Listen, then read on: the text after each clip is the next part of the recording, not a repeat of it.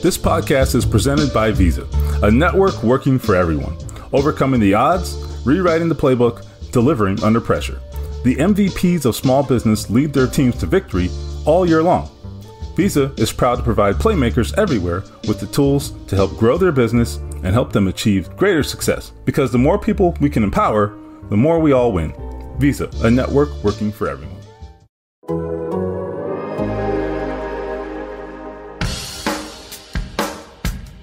Ultimately, I'm going to keep saying it. Get 1% better every day. Just get a little bit better every day. Welcome to 1% Better. Today's episode is presented by Visa, a network working for everyone. And I am Stephen Holder with Zach Kiefer, and this is your post-game, sort of, kind of next morning edition of 1% Better. And boy, Zach, that was, I don't know, surprising, I thought, in some respects. Colts go down 28-16 to the Seattle Seahawks. Another season-opening loss. That is, 8 in a row, I believe, which is quite the bout of consistency. Been on the beat 8 years, never covered a week 1 win. What's it like? Why start now? Right.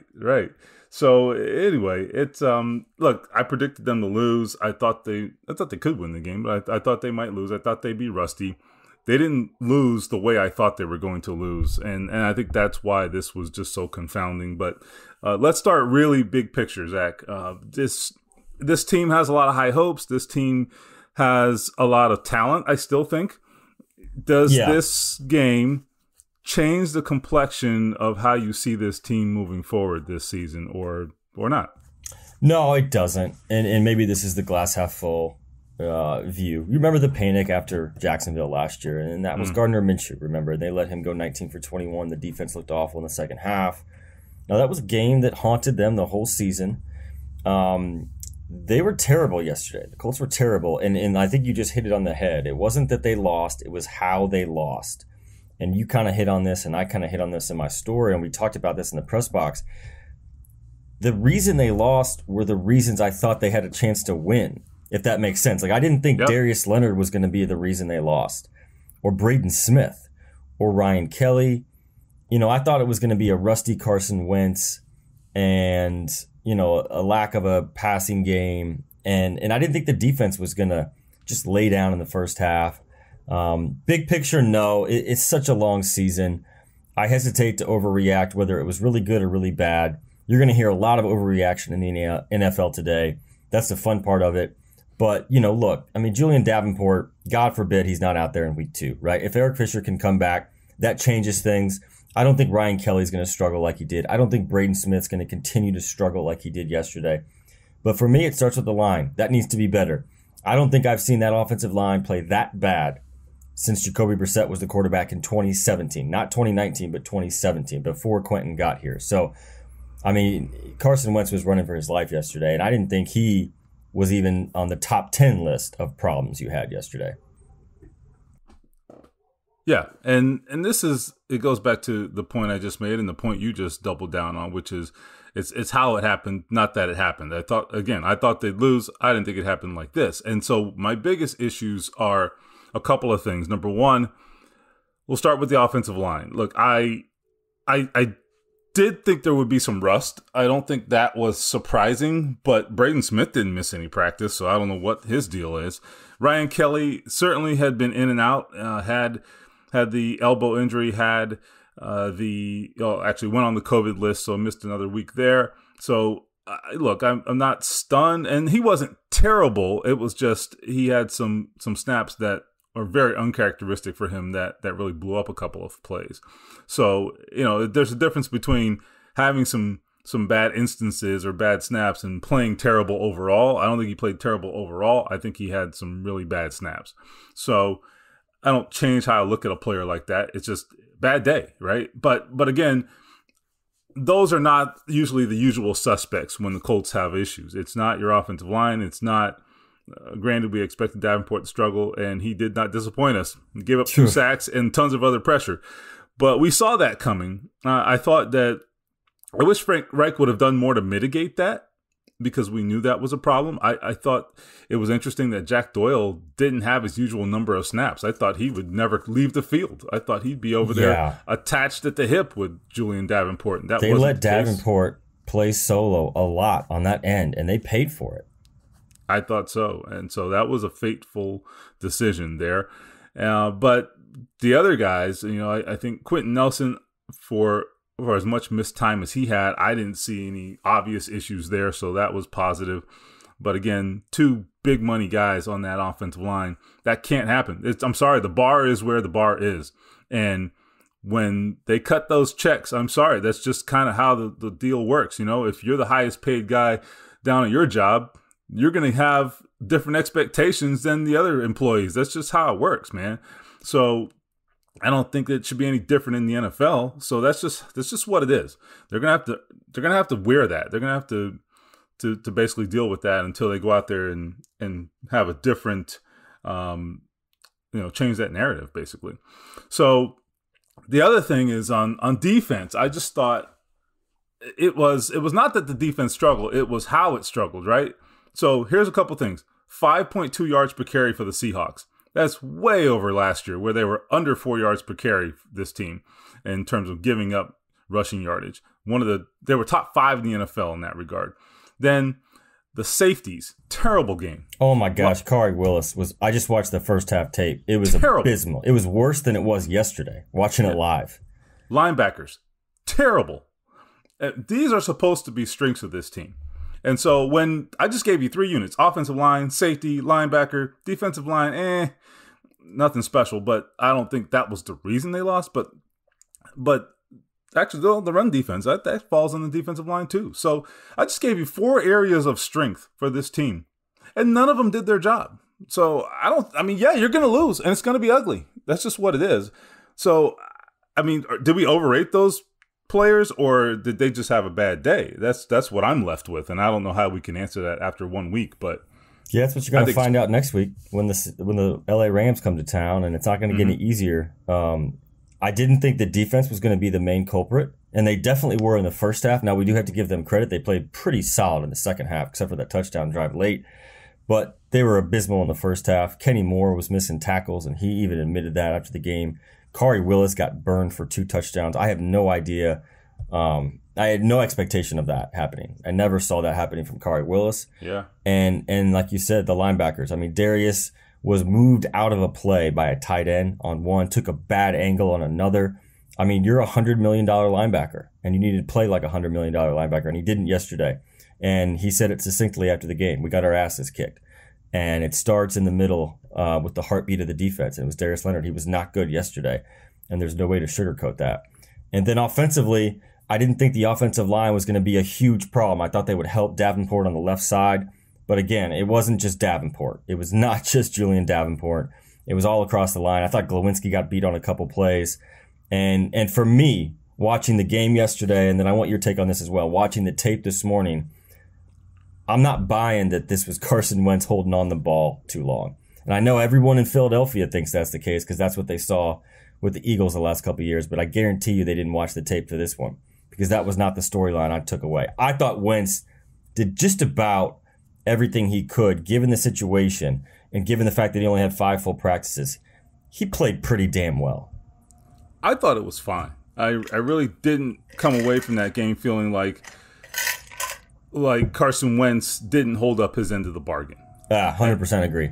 Yeah, and I think specifically what he didn't do was make mistakes, because that was what I was afraid of watching him play last year and even in parts of 2019. When I watched that film, what I came away with was, man, this guy's really good, but man, he can't get out of his own way. That was, if I was the Colts, that's what would have scared me. In fact, we've talked about that on this podcast. We've talked about the fact that they clearly had some concerns about Carson Wentz being a detriment to himself and trying to do too much, right? We have talked about that, and that wasn't our take. That was the Colts who were telling us that. All right. And they said this publicly, I thought, last week. And Carson Wentz owned that too, I thought. So to his credit, he said, look, I'm going to always be towing that line my entire career, because he knows his tendency. And his tendency is to try to be a superhero. And to his credit, he avoided that yesterday. He made pretty good decisions. He stayed in the pocket when there was an opportunity to do that. He got out of there when the pressure came. He avoided a couple sacks because he is a really good athlete. I think an elite athlete at the quarterback spot. And so I thought he did exactly what they wanted from him. He just didn't get any help. I'm sorry. And he had just way too much pressure. So if there's one silver lining, and I'm not here to, to make this, a Disney movie, but if there is a silver lining, it's that Carson Wentz is a viable quarterback based on what I saw yesterday. Pretty viable. I agree. And I'm actually excited to see what they do with him. And I think there's a lot of talent, and there's a lot of different things you can do with his talent. He hit that nice deep one to Paris Campbell down the sideline. He scrambled out of the pocket, hit Michael Strong on that big third down in the second half. I mean, there's a lot of what he can do that we have not seen from the quarterback position in the last 2 years. That's the reality. But the bad part is we had to watch what looked like Jacoby Brissett in 17, or even Andrew Luck before that, when this guy, Andrew Luck, was, scrambling while these defensive linemen are about to take off his head and trying to make something happen. It honestly felt like that a couple times yesterday. And for the fans out there, that's not a great memory of watching your quarterback run for his life. That hasn't been the case in this town the last couple of years, but it was what happened yesterday. And really, for a team that prides itself on its physicality, and that's what Frank always stresses with these guys. We want to be the most physical team out there. Seattle was by far the more physical team. They were the more aggressive team yesterday. It was a great game plan by their new offensive coordinator, and Russ was just absolutely terrific. I mean, the guy had 5 incompletions and 4 touchdowns yesterday. So if he's in the MVP conversation, remember where it started, by torching the Colts defense in week 1. Yeah, he's ridiculous. He's just ridiculous. There's nothing else to say. The throw to Lockett on the first touchdown is insane when you watch it again, because of what he saw and where he put it, and great play by the quarterback, great catch by Lockett. It's just, oh man, he was really good. Getting off the subject a little bit here, but I did think it was interesting reading Pete Carroll's quotes after the game.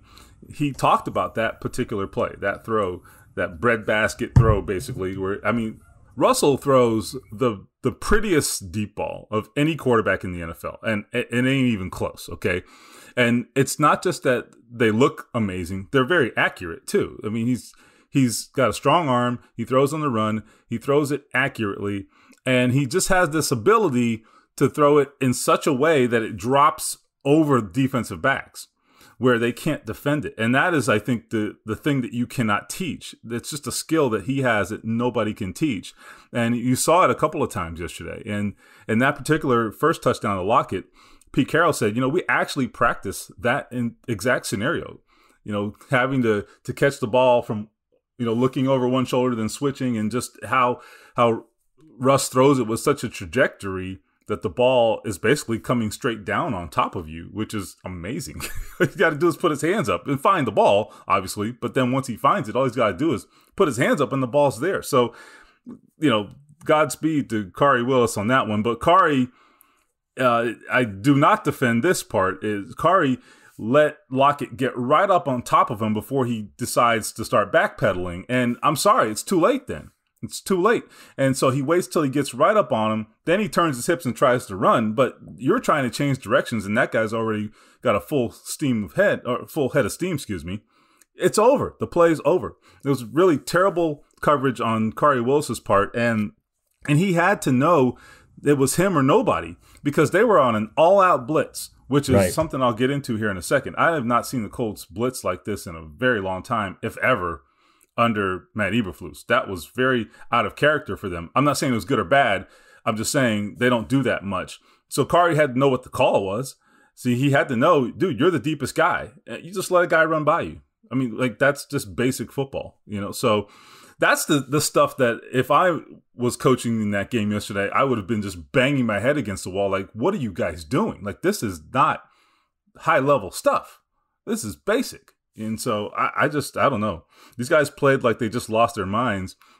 And sometimes that's not talent. Sometimes it's just really, really bad execution. That's what that was. I mean, we've seen these guys play well. That was terrible, inexcusable execution. And that's just one example of it. I felt like the game turned right before the half. That big touchdown that they hit to Lockett, Kari was late. He was moving slow, and Lockett, you just let that top end speed get behind you.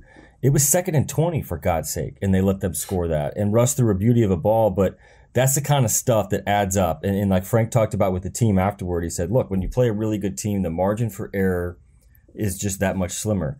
And the Colts just didn't make those smart football plays yesterday. They made a couple. Buckner had a nice one.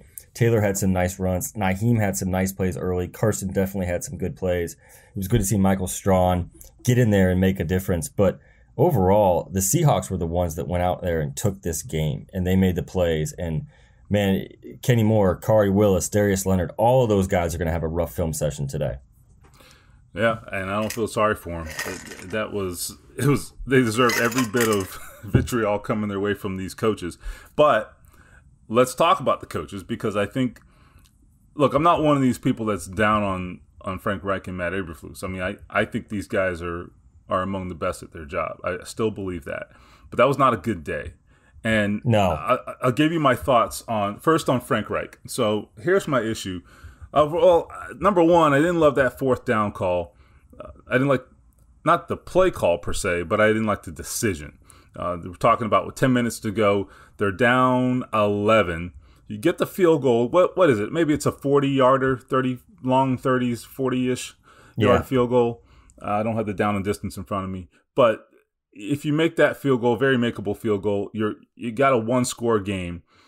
I think, the yards have been so hard to come by. I think you probably just take those points there and see what you can do on defense. Granted, I get that the defense didn't hold, but I mean, the situation changes a lot at that point. But anyhow, that's the play where Braden Smith gets blown up and Wentz gets sacked or gets taken down, doesn't really get a chance to throw the ball.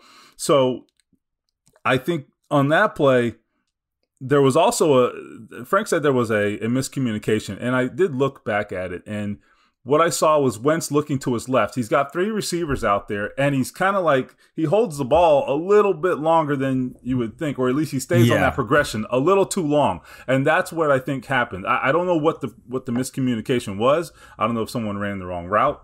I don't know if they expected a different type of coverage and they didn't adjust to it properly, because sometimes receivers got to make those adjustments on the fly. So something happened there where he didn't get what he thought he was going to get either from his guys or from the defense. And he hangs in there a little too long. Then he turns right, and he's got Michael Pittman wide open. And Pittman boom, I got the play pulled up right now. Pittman's wide open, but he's not looking right. He's looking left. There's Pascal and there's Campbell down there. But also Braden Smith's on his ass. So and that's the problem. If he's got a tick longer, he can get that ball to Pittman. They get first down. Easy. But he's got this guy who's enveloping his legs at that very moment. Exactly. So there's no shot. I mean, it's just, anyway, so that's just one thing. So the 4th down decision, there's that. The other thing, I kind of alluded to this earlier. I thought they should have did more to mitigate the problem at left tackle. I don't know how you could sleep at night knowing you had that problem and do so little about it. I don't understand that. I got to go back and watch the film, and maybe I missed some of that, but I feel like they should have done more to mitigate that. No, it jumped out to me as well, and I wondered the same thing. And remember, I mean, Julian Davenport was better than Sam Tevi in training camp, and this was Julian Davenport's job before Tevi got hurt. So that's not, that's not an issue. Can you imagine how that sounds to people when you say that? Because I agree. What'd you say in the press box? Davenport gave up 2 sacks. Tevi probably would have given up 4. I mean, Tevi was not good in training camp. So they didn't help him a lot. I didn't see a lot of Jack Doyle in the end. I didn't see a lot of Mo Alley Cox helping either. That's something you're going to have to address if Fisher's not ready to go next week. It's not a guarantee, but I think there's a chance. And remember, Xavier Rhodes, they didn't really think this was that serious of a calf injury, but it kind of just didn't get better over the course of last week. They missed him as well. They really did yesterday. The corners were not great. The safeties were worse. But yeah, I mean, honestly, I don't have this thought very often, but when I watched the tape this morning, it was worse than watching the game yesterday.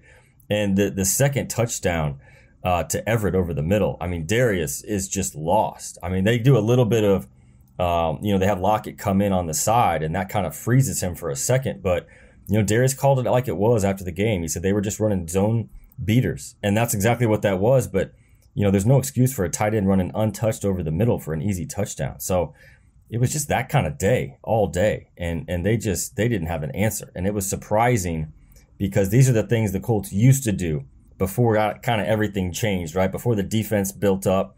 I mean, they've been so terrific against the run under Matt Eberflus for the last 3 years. They were terrible yesterday.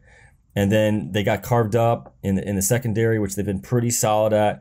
And then the offensive line wasn't the engine that you'd expect it to be. So they got to figure this stuff out fast because it's a brutal 5-game stretch to start this season. Hey, before we move on, a quick word from Roman. Now that the world is opening back up, there are so many new thrills on the horizon. And whether you've been in a relationship for years or just getting started or getting back to getting out there and meeting new people, when the moment comes, you want to be ready. You want to be Roman ready. Go to roman.com/% now to talk to a U.S. licensed healthcare professional. With Roman, you can get a free online evaluation and ongoing care for erectile dysfunction, all from the comfort and privacy of your own home. Roman Ready equals confidence, the confidence that you need to go rise to the occasion in the moment. We're looking for the Summer of Love 2021 version, or Fall of Love in this case, and Roman wants to make sure that you can participate in your way, whether as a single person or a couple who would rather stay in with each other. A U.S. licensed healthcare professional will work with you to find the best treatment plan. If medication is appropriate, it will ship to you free with 2-day shipping. The whole process is straightforward, convenient, and discreet. So go to roman.com/% for 1% better to get a complete online visit. Take care of your ED without ever leaving the home. Complete an online visit today to connect with a U.S. licensed healthcare professional, and they will take care of it. Go to roman.com/%, and if you're prescribed, get 50% off your first month of ED treatment. Make sure you're ready to have the confidence and control this summer to be ready. Roman Ready. Seasons are changing, and so are your personal taste. If you're tired of the late stage summer and you're ready for something new, freshen up your fall with a change in decor, all while upgrading your comfort. That's where Brooklinen comes in. It's time to save big and invest in your comfort during Brooklinen's Labor Day sale. It's happening now. Brooklinen makes beautiful, high-quality bedding and everything you need to make a house a home. Makes bedding for every kind of sleeper, whether you like it hot or cold or somewhere in the middle. I'm definitely a cold guy. They've got you covered. It doesn't stop there. If your bedroom's all set, make every day a spa day with a choice selection from their excellent and absorbent towel collection, available in a number of colorways. Brooklinen has over 80,000 5-star reviews and counting, and there's a reason for that. So freshen up your fall with Brooklinen, the one-stop shop for comfort. Shop the Labor Day Savings event now for savings on all things comfort. And if you can't decide now, invest in your comfort with a promo code, brooklinen.com, and the promo code is athletic, ATHLETIC, brooklinen.com/athletic. Today's episode is sponsored by the NBA and their quest to advance the game of basketball, grow the community, and impact culture everywhere. The league celebrates its teams, its players, and its fans across the past, present, and future as part of its 75th anniversary season. That's game highlights, pivotal moments on the court and beyond, from iconic plays in arenas to the impact players have in the community. That's the NBA. That's game. An example from the most recent NBA Finals, in my mind, was the signature play of the entire series. When the Bucks had their backs against the wall, Drew Holiday made the steal. He pushed it up the court and threw that iconic alley-oop to Giannis. They won Game 5. They won the title. That's the NBA. That's game. This is more than just basketball. It's what connects us and keeps us coming back for more. That's the NBA. That's game. I want to just go back real quick and put a little bit of an exclamation point on the point about the coaching, specifically Frank Reich. The other thing that I thought was, I think it was clearly a game plan to come out with, to throw underneath. There was a lot of that, a lot of quick stuff to Nyheim Hines. I don't have a problem with that necessarily. I do think you got to try to make some big plays, but I guess I have to assume he knew what he was dealing with in terms of the protection, and that just wasn't going to be a priority. There was the one deep shot to Paris Campbell. They tried to hit Mo Alley Cox, I think, on a third down. That was a tough play, but I like it. I like the shot. That's fine. So they didn't get that one, but I don't remember a lot more. They had a couple intermediate throws. The touchdown to Pascal And in the first half, in the second one, but the game was over by that point. Yeah, I expected to see more of that, and maybe we would have if the protection would have been better and if T.Y. Hilton were magically on the field. But fairly vanilla on offense yesterday. Yeah, so that didn't sit well with me. And then so defensively, when I talk about coaching, the thing that struck me there, I think a lot of the defense, I think a lot of it was execution, honestly, like particularly on the back end, some of the pass defense stuff. However, there was, as I said, a really uncharacteristic number of blitzes for the Colts yesterday. I mean, like I said, on the first Lockett touchdown, it's an all-out blitz. I don't know if I've ever seen that from the Colts. And so they've got they have 7 guys moving toward Russell Wilson. None of them get there. Okay. 4 guys in coverage against 4 receivers. And so it's mano-a-mano, and they lost. And so that's pretty risky stuff. I mean, they don't really get really ballsy like that most of the time on defense. I mean, they're going to be a zone team generally and drop a lot of guys in coverage, let receivers catch the ball and make a quick tackle. That's kind of their style. And they do that, fairly well. But this was a really risky approach in many cases. And I guess they figured, look, it's Russell Wilson. What are you going to do? You got to do something crazy, right? You got to do something out of the ordinary to make him human, I guess. I understand that on some level. They didn't do it well. So I have to wonder how they go back to the drawing board there and figure out if that's a sustainable plan. I don't think it's something they'll do every week anyway, but it was definitely not what I expected. And we did hear that there would be some subtle defensive changes this year. I don't know if that's what it was, but I don't know. Maybe sticking with what you do well might actually be the thing. I mean, people talk about the other 2 vanilla. Well, you know what? Maybe that's the way to go. I don't know. If you drop 6 or 7 guys in coverage, I mean, are they going to have guys running wide open like that? It's hard to imagine. It's just really hard to imagine. So it's sort of the game you play with Russell Wilson too. Remember, this guy's probably like top 3 in the league. First third down of the game, they brought everybody. They brought Kenny Moore and the seas parted and Wilson just stepped up and scrambled for the first down. That was sort of a snippet of what we were going to see. Either he was going to beat you with his legs or he was going to beat you with his arm. But I didn't hate the aggression that they showed. But then again, you got to cover in the back end. And it's more on Willis's shoulders and more on Blackman's shoulders. And Lockett and Metcalf won those matchups all day long. Yeah, I just think the safeties, man, both Willis and Blackman, that was just utterly disappointing. So I like those guys. They're good players. They're good athletes. That ain't good enough, though. That can't happen. Then you talked about, I mentioned the coaching on defense, but really the execution, it was just quite poor. I'm beating up on the safeties, but Darius Leonard, I thought the touchdown to the tight end, whose name escapes me right now, but the touchdown down there near the goal line in the red zone, Darius is in position. He's actually exactly where he needs to be. He's right in the middle of the field. The tight end runs right in front of him. And Darius is looking in the backfield. And he's totally flat-footed. And by the time he reacts, it's just too late. He doesn't even really have a chance to make a play on the ball. It was really disappointing because you're in position. I mean, if you don't cover him, there's nobody else there, buddy. It's you. And for whatever reason, he froze. And I get that Russell Wilson does things to people. I understand that. But, I mean, you got to keep your head. You got to keep your head. And so there was just too much of that yesterday.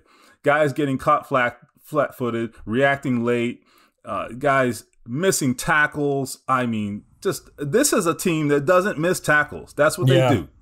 They're going to give up a high completion rate, and then they're going to tackle the shit out of you. And they're going to have 3 guys there for every tackle, and that wasn't evident yesterday either. Ugh. Yeah, so that's what's disconcerting about the whole thing. I don't know. I don't think these are permanent issues because they're not things we've seen from this team before. But that they are not. They're certainly not characteristic. But that's not winning football. You can't win like that, and the reason they win is because they don't do those things. I mean, whether they're one of the best teams out there, we can certainly debate that. And how good their defense is certainly debatable. I get all that. But there are some things that they fundamentally do well that we don't have to typically worry about. And if you're not going to do that, then you're going to be in trouble. So anyway, let's turn the page a little bit. Let's talk about Carson Wentz. And look, he's not gonna face, or he's not gonna have that type of offensive line, sort of let down every week. So let's apply this to the rest of the season, the way he played. I think they have a lot to build on there. They've got to also create some running lanes for Jonathan Taylor, because they basically made him a non-factor in this game.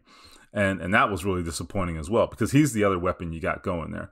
I think those two guys, if they can get the offensive line going, I mean, what'd you take away from Carson Wentz, and how does it apply to the rest of the season? Do you think that Frank Reich can build on that, and do we see a better performance next week generally from this offense? Yeah, you got to win the point of attack. It starts there. Jonathan Taylor, Carson Wentz, you're not going to see them at their best until they get this line fixed. That's the simple reality. And you didn't see that yesterday. You saw them running for their lives, basically. And Taylor didn't really have many places to go. Also, it was interesting to me that Marlon Mack did not get a single carry. I wouldn't have predicted that. I understand that Nyheim Hines has, jumped him on the depth chart, but they were very clear yesterday. It's going to be the Taylor and Hines show. But the reality is, I think the Colts are very well founded in the thinking that Carson Wentz is going to be pretty good for them. I really do believe that. I'm not ready to say he's going to get back to that MVP form or anything crazy like that. But I thought I saw so much yesterday that this team can be excited about the quarterback position. If you protect him, this guy has a rocket of an arm. He can make the deep throws. He can make the tight window throws. Look at the touchdown to Pascal in the first half, and then look at the touchdown in the second half to Pascal. There was more of a placement throw in the back of the end zone. A lot of people had checked out by them because the game was over. That was a really nice throw. And the gap between Wentz and Eason and Ellinger is sizable, and that is constantly obvious to me after watching those guys for most of training camp and then Carson come back. Remember, he had 5 full practices. He was going to be rusty. But again, my takeaway from the game yesterday is Carson Wentz wasn't the problem. He played well enough to give them a shot to win. And I think moving forward, as he starts to get settled and as Frank starts to realize what he needs to do to keep Carson in check, keep the reins on a little bit, not make him feel like he has to play like Superman, they have a lot to work with at quarterback. This guy could be pretty special. You got to protect up front. You got to help him with the run game. But again, let's not let the receivers off here earlier. There were a couple plays where, Wentz is scrambling for his life. And if the receivers had won their routes, that there would be a completion. There was a couple times that Pascal wasn't open, Campbell wasn't open. And that's a credit to the Seahawks cornerbacks, but also Colts need to win those routes as well. So I was encouraged by Carson Wentz yesterday. That might sound crazy in the city of Philadelphia, where they are strangely obsessed with his shortcomings. But I think, I share this. Chris Ballard was giddy after the second day of camp because of what Carson can do in this offense. I kind of thought the same thing yesterday. There's a lot to play with this guy. I mean, it's easy to forget. He started 9 out of 10, in this game. Yeah, I watched the first half, and he looked great. It was lights out there for a little bit. I mean, and I thought the one incompletion of those first 10, it was the one to Jack Doyle that hit him in the hands. I just think it was either a good defensive play, maybe a little bit of a drop. There's a fine line. Yeah, and Wagner got there early, and I mean, it was a good play by Wagner if it wasn't a drop. Yeah. Right. But I mean, that's the only incompletion. Okay. First 10 throws are basically money. Okay. Including the big one to Mike Strachan. Which was, I believe, a third down. And so they had it was a third and long. They had to have it. And boom, he hits him right over the middle. I mean, that's an intermediate throw. I wouldn't call it a deep shot, but that's a play that moves the chains a good chunk. And look, man, I mean, there was a lot to build on there. No one will remember that because, of course, you're not going to remember. They lost by 2 touchdowns. Who cares? But the quarterback, 9 out of 10 to start that game. I mean, I thought there was a lot to work with there. I give Seattle's defense a lot of credit. This is the other thing we got to do sometimes is give the other team some credit. I thought they had a good plan, first of all, and they also did a fantastic job of pursuing. They got to guys and got guys on the ground. They didn't give them a lot of run after the catch. They definitely chased Wentz down. I thought they did a good job of that. So they limited some of the damage he could have potentially done with his legs, because they were looking for that. They definitely were they built that into their game plan. There's no question they did. They definitely built that into their game plan. They had no loafs yesterday. The Seahawks defense. They really did. Zero loafs. If Matt Eberflus was great in that film, zero loafs. Colts defense, probably a lot of loafs. And like Jamal Adams, man, I just watched the tape. He's everywhere. He's everywhere. And they had a great game plan, and their effort was substantially, noticeably better than the Colts. And that is something that is inexcusable too. That's the other thing. I mean, that's what they're built on, right? They're supposed to be like you said, the no loafs team. They're supposed to be the team that plays all out. And the other thing, I talked about game plan, and I also talked about how the Colts coaching had some shortcomings. I think they certainly got out coached, because I thought the Seahawks were able to use the Seahawks offense. I thought they were able to use the Colts' aggressiveness against them. And what they did was a lot of misdirection. This is not original, because teams know that about the Colts. They know they're fast, they know they're aggressive, and they're probably going to over pursue at times. So they were able to use their aggressiveness against them, get them into a lot of misdirection plays, and then boom, go backside a lot of times. And they got some big gains on those plays, and some of those were some of their bigger plays. And so they had a really good game plan on offense and defense. And I got to tell you, I mean, I don't always feel like they get out coached. I mean, I think that's an easy thing for fans to say, and I think sometimes fans say that literally with no freaking basis, or just like literally just talking. This was one instance where I did feel they did get out coached, and I know people think that people get hung up on like isolated things, right? Like a play call in Buffalo, or this fourth down, or whatever, and so they always get out coached. Bullshit. No, they don't get out coached all the time. This time, though, I think they did. So that they got to wear that, and that's on Eberflus, and that's on Reich, because I thought it was on both sides of the ball. I don't think they got the upper hand on those Seattle coaches. So we'll see. I mean, they had a little bit going for them in Seattle. New offensive coordinator, a little bit changes in the offense and that kind of thing. But I don't think that's what it was. I just think they really just used the Colts' aggressiveness against them, and it was really effective. So I don't know. What did you see the Rams last night at all? I don't know if you did. So my power went out like in the middle of the second quarter, so I got to watch them just for a minute, but it looks like they didn't have a whole lot of problems. So look, I mean, I didn't watch the whole thing wire to wire. I checked in here and there, but I mean, look, they can move the football. There is no question they're going to move the football. Defensively, they have playmakers on defense. There's no question about that. So I see it as kind of a similar challenge, frankly. I didn't think there were a lot of similarities, because I didn't think the Seahawks were that good defensively coming into this game. But now coming out of that, I'm wondering, okay, we probably underrated that defense. They're probably better than we realized. I think they could be. I mean, based on what they did yesterday with their new offense coordinator, Shane Waldron. I mean, they could be there at the NFC in the end. We'll see. For sure. Long way to go. We got to get till the end of December. But, that might not be as bad of a loss as it felt yesterday. But on the second part, the Colts played terrible. And it's how they lost that sticks with me this morning, not, that the Seahawks made the plays. So we'll see. But, hey, I got good news for you. The Colts are 4-0 in their last 4 Week 2 games. So, as bad as they are in the opener, they always seem to find a way to win in Week 2. But it's not going to be easy against Aaron Donald and Matthew Stafford and another team that could be contending in the NFC this year, the LA Rams. I'll tell you what, the NFC West, who is, so graciously hosting the Colts this year. Well, not hosting, but that's their matchup this year. Not looking too easy right now. Yep. That's not looking great.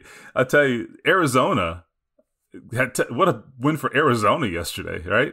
And so that's going to be a nice Christmas present for the Colts to have to go out to Arizona and deal with that team who suddenly, look, I get that I'm doing what we always say, which is overreacting to Week 1, but that one caught my eye. That one definitely caught my eye. It's like, whoa, what are the Cardinals doing going into Nashville and kicking the shit out of the Titans? Like, what?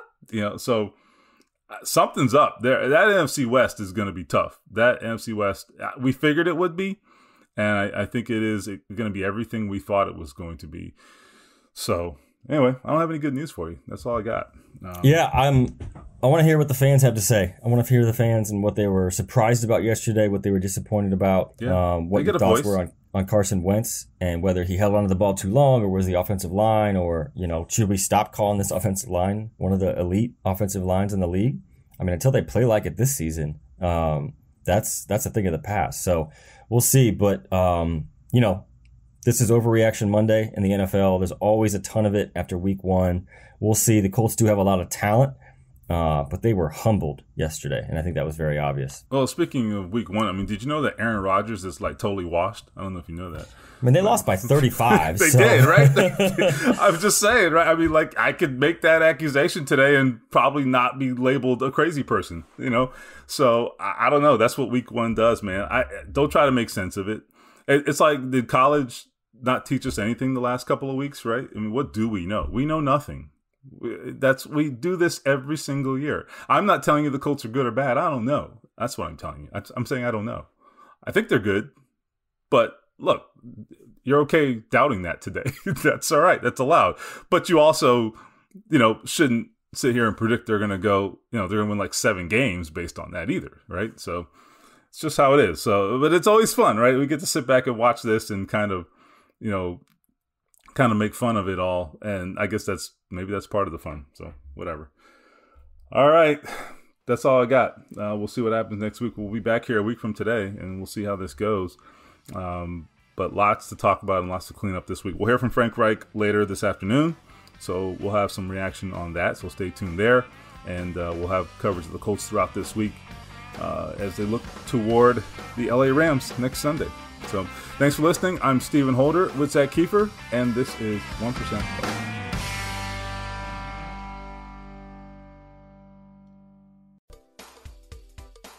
Does this sound familiar?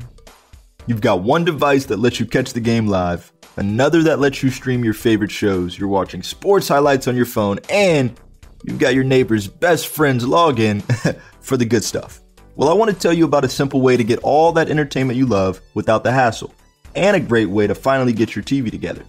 It's called DirecTV Stream, and it brings your live TV and on-demand favorites together like never before, so you can watch your favorite sports, movies, and shows all in one place. That means no more juggling remotes and no need to buy another device ever again.